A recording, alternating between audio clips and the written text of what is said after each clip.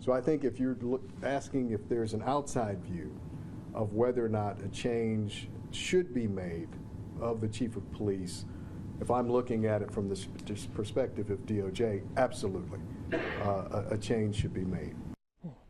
Well, breaking tonight, former U.S. Attorney Kenyon Brown blasting the suspended Mobile Police Chief Paul Prine and the entire Mobile Police Department in that highly anticipated report. From excessive use of force to the use of bad language and even the use of unconstitutional methods, Brown laying it all out in 100 pages. Certainly an alarming report from the former U.S. Attorney. We want to thank you for being here tonight. I'm Lenise Lagan, and we have a lot to get to.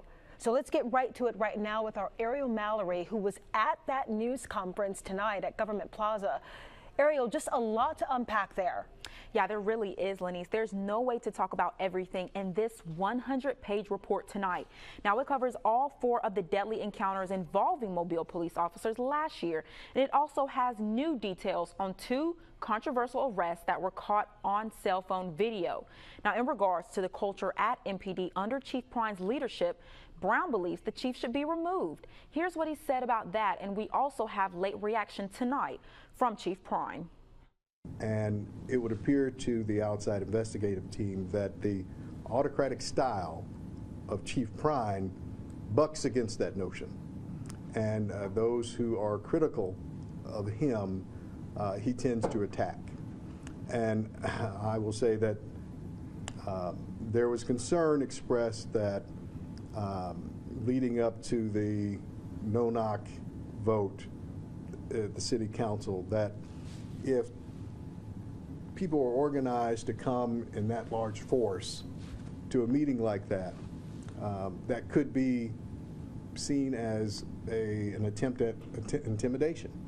And if that intimidation is done in that venue, what is the average citizen going to experience? Someone who really doesn't have a voice, or if the only voice they have, the only thing they can do to respond is curse and swear. And then if you curse and swear, and I want to point this out as well, officers go through training. And you might say that individual people in the street direct bad language toward them, and they can't help it, they're supposed to, they have to respond. Well, why do you pay them to go through training if they can't control their temper, their impulses?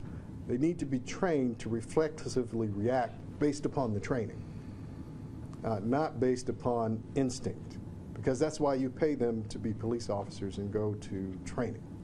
And so if the training isn't being implemented, if there aren't clear measures for this is the policy, it's to be adhered to at all times, there will be punishment for non-adherence, what you have is confusion and chaos.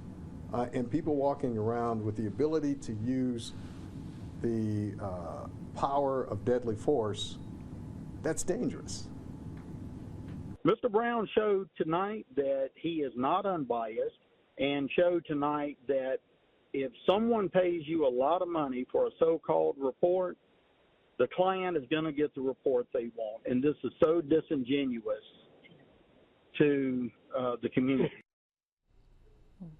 Now, as I said earlier, there is a lot in this report. We're still going through it. Now, we have posted it on our website so you can read it for yourself.